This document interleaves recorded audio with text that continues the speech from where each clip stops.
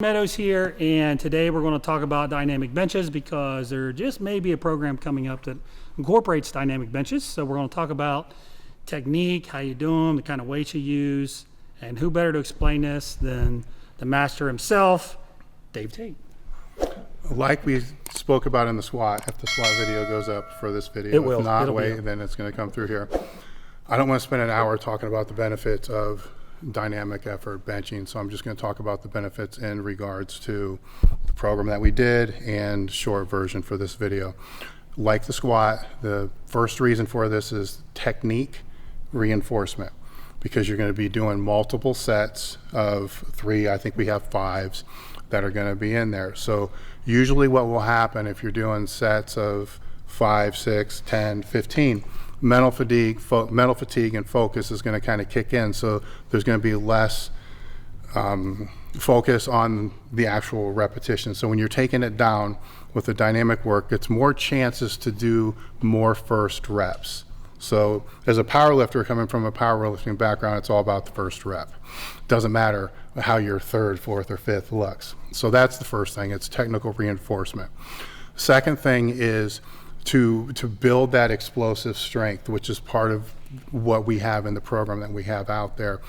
The third part is it's fun, and it's also a way to incorporate higher volume at lower rest periods. So that's kind of about where I'll keep it here. I don't want to get into all the other things. You can check out, Lead FTS. There's articles on it. There's a lot of resources to talk about the benefits of dynamic work. The biggest thing is how does it work with bodybuilding, so you can tap on that a little bit further from your own experience and how it went in there. Yeah, I think so.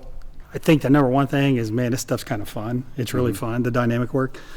I wouldn't say dynamic work is something that's going to make you huge, but as Dave mentioned, it teaches you to be explosive. The way we're going to do these 9 sets of 3 is explosively. So the interesting thing about these is the better you get, the harder they are. So we're not using 80-85% of our 1 rep max. It's a much lower percentage. And the thought process is, as Dave mentioned, perfect form, and then explode. So you want to push against the bar as hard as you can. That teaches your body to be explosive. That has carryover into your strength. And this is a power building program that's coming out. So we want to help your strength. And then also we have a lot of other stuff after this that works on size, it's straight hypertrophy. So it's a really nice complement. And I know a lot of people think, well, you're kind of mixing and matching, and maybe there's a little interference. If 9 sets of 3 on the bench with 55, 60% of your 1 rep max, if that fatigues you and you can't do hypertrophy work, then I would say you're probably pretty out of shape. So I don't think that's a valid comparison. So what we're going to do now is we have very specific ways we want you to do this. We're going to talk about the grips. So Dave is going to talk about the grips, and then we're going to see a little demo work from James. So let's show you what that looks like. Another benefit of the speed work that I think gets overlooked, especially in the bodybuilding training, is with bodybuilding or hypertrophy work, however you want to define this, tempo becomes part of the conversation. So a lot of people like to use slower tempos, medium tempos. How do you really define what a tempo is if you don't know what the fast tempo is? So if you learn to push with compensatory acceleration or with speed, then you get a better idea of this is the high tempo.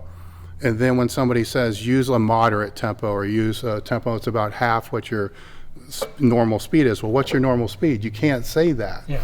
So it's like an RPE or the reps in reserve or the percentages, right? It's all on a sliding scale. So unless you know what the top of that scale is, it's kind of hard to define from then, because then you're just saying, well, go slow.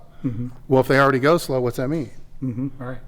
So it's going to help to better define that, because as you start going through other exercises through the bodybuilding program, if it's to say dumbbell presses, for instance, I know John has programs where he's going to want the dumbbell presses to be done under control in the slower tempo, and there's other ones where it's going to be done at a little bit faster tempo.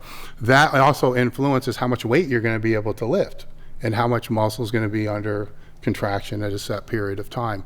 So that's another reason for the speed work, to help set that definition. Yeah, and when you get into the actual muscle fibers firing, if it's a lighter weight, then the way you kind of make up for the weight being light is you explode. That tells your nervous system to produce this much force. I've got to get this many motor units activated. So again, it's not going to make you huge, but it's really good at teaching muscle activation. And the other thing I would say too is even when we're doing the heavier work, the sets of 6 and 8s, sometimes I'll still say explode. The bar may not move that fast, but in your head, you're still thinking, I'm pushing as hard as I can against the bar. So somebody may look in from the outside and say, well, I don't see the bar moving that fast. That's okay. The fact that you're still trying to push the bar is good for your nervous system. And again, as Dave mentioned, this is a great way to train that, to teach you to be explosive. A lot of people are kind of slow lifters, which is fine, but you can use this to help teach better recruitment of your muscle fibers. Okay, guys, for the dynamic bench grips, you're going to use 3 different grips. The first grip that you want to use, actually before we do that, this is a smooth part of bar. So this is a power bar. Power bar is going to have knurling in the center. So the first grip is going to be a finger away from the smooth. Best way to be able to do that for most is just a knuckle. So thumb knuckle away here. That's a finger away. Next grip is going to be pinky on the ring. And then the last one is going to be forefinger on the ring. Forefinger, pinky, thumb away from the smooth, or finger away from the smooth. Close grip, middle grip, wide grip. It's just better defined that way. Pinky on the ring, that's probably more your grip. Hit 3 hard, boom, boom, boom, real fast. Try to impress. Bang, faster. There you go, right. So that was the pinky. Yes. That's one group. All right. Yeah, then the next one just, finger away from the smooth. I usually go knuckle away. Right there. Yeah, here's 1 finger away. That's too close. Yeah, so open. See how my knuckles on this part of here? Mm-hmm. It's about right. That way you can always make sure it's even. So then when you grab it, see it's about a finger. Yeah. Okay. Yep. Up again. 3.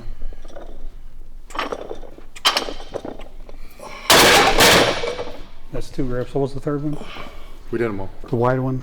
Yep. Let's do one more wide, because I don't know. Yeah, so forefinger on the ring. See, it's go ahead and go. See how when he uses that grip, stay there for a second. When he uses that grip, watch how his triceps so far away from his lat. Just do a single real quick. Can I bring it down? See how he's got no drive through there? Now use your bench grip real quick. Your strong bench grip. Watch what happens when he uses a strong bench grip.